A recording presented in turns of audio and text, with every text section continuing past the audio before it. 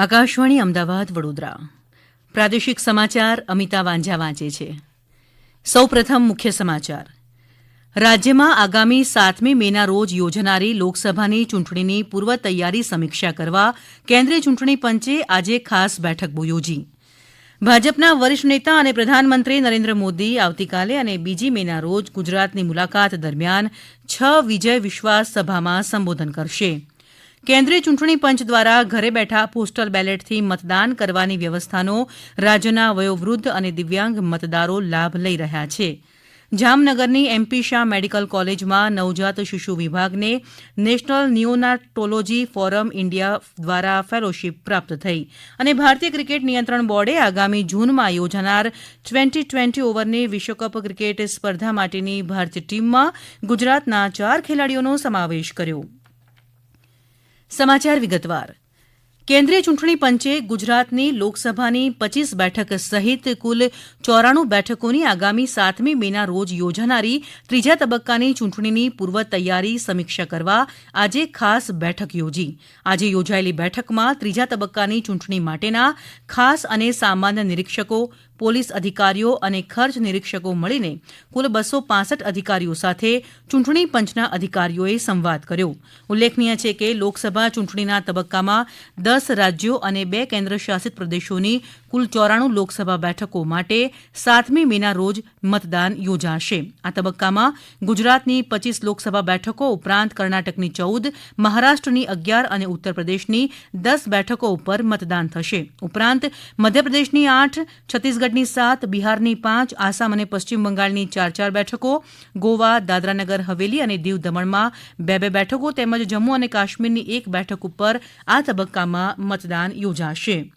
ભાજપના વરિષ્ઠ નેતા અને પ્રધાનમંત્રી નરેન્દ્ર મોદી આવતીકાલે અને 2 મેના રોજ ગુજરાતની મુલાકાત લઈને કુલ 6 વિજય વિશ્વાસ સભામાં પક્ષના ઉમેદવારોના સમર્થનમાં સંબોધન કરશે.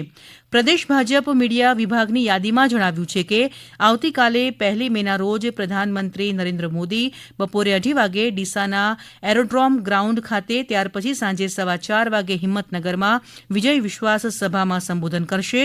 ગુરુવાર 2 મેના રોજ પ્રધાનમંત્રી નરેન્દ્ર મોદી સવારે વલ્લભ વિદ્યાનગરમાં શાસ્ત્રી મેદાન ખાતે, બપોરે સુરેન્દ્રનગર રાજકોટ માર્ગ ઉપર ત્રિમંદિર મેદાનની સામે, બપોરે 2:15 વાગે જૂનાગઢમાં કૃષિ વિશ્વવિદ્યાલય ખાતે અને ત્યાર પછી સાંજે 4:15 વાગે જામનગરમાં પ્રદર્શન મેદાન ખાતે યોજાનારી જાહેર સભાઓને સંબોધશે.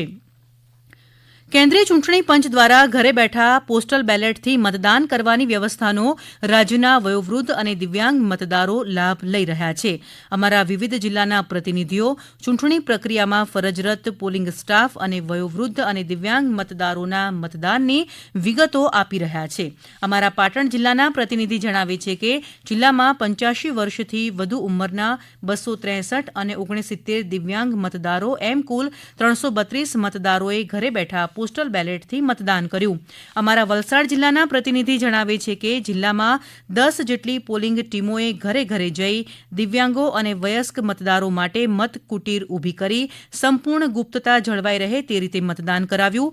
વલસાડ સંસદીય મત વિભાગમાં સમાવિષ્ટ અને ડાંગ વિધાનસભા મત વિસ્તારના 42 દિવ્યાંગો અને 75 વયસ્કોએ પોસ્ટલ બેલેટ દ્વારા મતદાન કર્યું.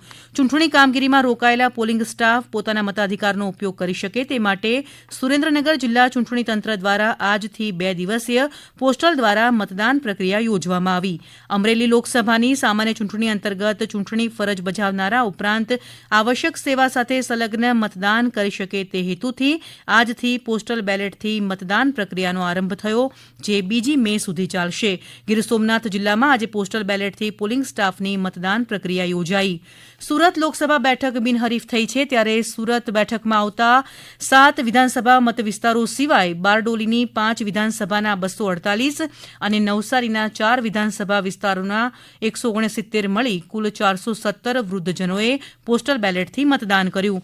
અમારા ભરૂચ જિલ્લાના પ્રતિનિધિ જણાવે છે કે લોકસભાની સામાન્ય ચૂંટણી સંદર્ભે જિલ્લાના 96 જેટલા વયોવૃદ્ધ અને 31 જેટલા દિવ્યાંગ મતદાતાઓએ પોસ્ટલ બેલેટથી મતદાન કર્યું. અમારા ડાંગ જિલ્લાના પ્રતિનિધિ જણાવે છે કે 10 જેટલી પોલિંગ ટીમોએ ઘરે જઈ દિવ્યાંગો અને વયસ્ક મતદારો માટે મતકુટીર ઊભી કરી મતદાન કરાવ્યું હતું. કચ્છ જિલ્લા ચૂંટણી તંત્ર આજથી 2 દિવસે પોસ્ટલ બેલેટ દ્વારા મતદાન પ્રક્રિયા યોજવામાં આવી. રાજ્યમાં યોજાનાર લોકસભા અને વિધાનસભાની ચૂંટણી માટે ચૂંટણી પંચ દ્વારા મતદાર જાગૃતિના કાર્યક્રમો યોજાઈ રહ્યા છે. મહેસાણાની દૂધસાગર ડેરીએ પશુપાલક મતદારોને મતદાન કરવા અપીલ કરીને પ્રતિ લીટર ₹1 વધુ ચૂકવવાની જાહેરાત કરી. મતદાનની દિને સવાર અને સાંજ એમ બંને સમયે મતદાન કરનારા પશુપાલકોને લીટર દૂધ દીઠ ₹1 વધુ ચૂકવવાનો નિર્ણય કર્યો. સુરેન્દ્રનગરમાં લીંબડી ગામે છાલિયા તળાવ પાસે યોજાયેલા સાતમના મેળામાં મતદાર જાગૃતિ કાર્યક્રમ યોજાયો. વડોદરા લોકસભા બેઠક મતદારો પોતાના મતાધિકારનો ઉપયોગ કરી મહત્તમ મતદાન કરે તે હેતુથી શહેરના બરાનપુરા વિસ્તારના વ્યંઢળ સમાજના અગ્રણી અંજના કુંવરે શહેર અને જિલ્લાના મતદારોને મતદાન કરવા અપીલ કરી છે. આ વખતે ચૂંટણીનો માહોલ બહુ જંગ જામ્યો છે. અમારા બરાનપુરાની અંદર 250 માસીબા રહે છે અને જો હોય મારા વેંઢર સમાજને મારા કિન્નર સમાજને આટલો બધો જો ઉત્સવ હોય, વડોદરાની જનતાને પણ ઉત્સાહભેર વટથી વોટિંગ કરવા જવું આ એક મારી નમ્ર વિનંતી છે. મારા બરાનપુરાના માસીબા ઢોલ નગારા ત્રાસા સાથે અમે જવાના છીએ. મારી ખૂબ નમ્ર વિનંતી છે મારી સંસ્કારી નગરીની પબ્લિકને અને ખબર પડવી જોઈએ કે આપણે એક દેશના નાગરિક છીએ, આપણે એક હકદાર છીએ, વોટિંગ કરનારા હકદાર છીએ અને દેશ અને વટથી વોટિંગ કરવા જવા મારી નમ્ર વિનંતી છે. લોકસભાની ચૂંટણીમાં વધુને વધુ મતદાન થાય તેના પ્રયાસના ભાગરૂપે તંત્ર દ્વારા સઘન પ્રયાસો હાથ ધરાયા છે. જેના ભાગરૂપે આણંદ કલેક્ટર પ્રવીણ ચૌધરીએ કહ્યું કે જો ચૂંટણી કાર્ડ ન હોય તો અન્ય 12 જેટલા વૈકલ્પિક પુરાવાનો ઉપયોગ કરીને મતદાન કરી શકો છો.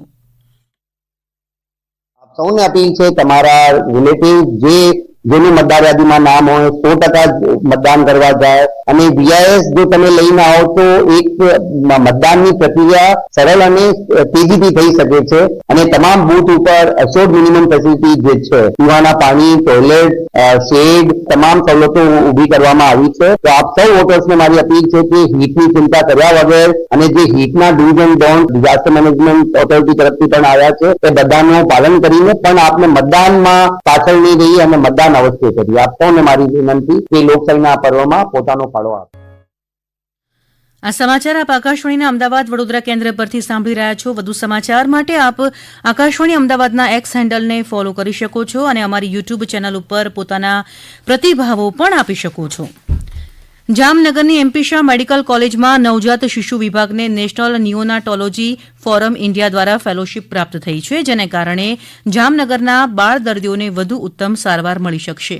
આ ફેલોશીપ 2 ડોક્ટર અને 4 નર્સ માટે ફાળવવામાં આવી છે. સમગ્ર ગુજરાતની મેડિકલ કોલેજમાં આવી ફેલોશીપ હાલ માત્ર જામનગરના ફાળે ગઈ છે. ભારતીય ક્રિકેટ નિયંત્રણ બોર્ડ બીસીસીઆઈએ આગામી જૂન મહિનામાં યોજાનાર 2020 ઓવરની વિશ્વકપ ક્રિકેટ સ્પર્ધા માટેની ભારતીય ટીમના 15 ખેલાડીઓમાં ગુજરાતના 4 ખેલાડીઓનો સમાવેશ કર્યો છે. ગુજરાતના હાર્દિક પંડ્યા ભારતીય ટીમના ઉપસુકાની રહેશે. ઉપરાંત રવિન્દ્ર જાડેજા, અક્ષર પટેલ અને જસપ્રીત બુમરાહનો પણ આ ટીમમાં સમાવેશ કરાયો છે. અંતમાં મુખ્ય સમાચાર ફરી એકવાર. રાજ્યમાં આગામી 7મી મેના રોજ યોજાનારી લોકસભાની ચૂંટણીની પૂર્વ તૈયારી સમીક્ષા કરવા કેન્દ્રીય ચૂંટણી પંચે આજે ખાસ બેઠક યોજી. ભાજપના વરિષ્ઠ નેતા અને પ્રધાનમંત્રી નરેન્દ્ર મોદી આવતીકાલે અને 2 મેના રોજ ગુજરાતની મુલાકાત દરમિયાન 6 વિજય વિશ્વાસ સભામાં સંબોધન કરશે. અને જામનગરની એમપી શાહ મેડિકલ કોલેજમાં નવજાત શિશુ વિભાગને નેશનલ નિયોનાટોલોજી ફોરમ ઇન્ડિયા દ્વારા ફેલોશીપ પ્રાપ્ત થઈ. આકાશવાણી અમદાવાદ વડોદરા કેન્દ્ર પરથી પ્રાદેશિક સમાચાર પૂરા થયા.